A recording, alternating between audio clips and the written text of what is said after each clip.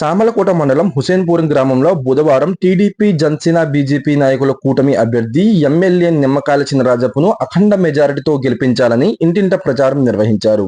MLA Nimmakayala Chinarajappa ఆదేశాల ప్రకారం door to door ప్రచారం చేయడం జరిగిందని నియోజకవర్గ యువ నాయకులు చల్లా బుజ్జి తెలిపారు.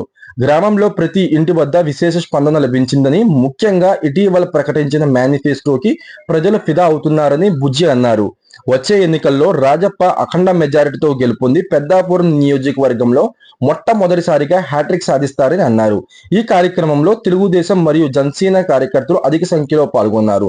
చంద్రబాబు ప్రవేశపెట్టిన సూపర్ 6 పథకాల కోసం మహిళలు గ్రామ ప్రజలకు క్లుప్తంగా తెలియజేయడం జరిగిందని తెలిపారు.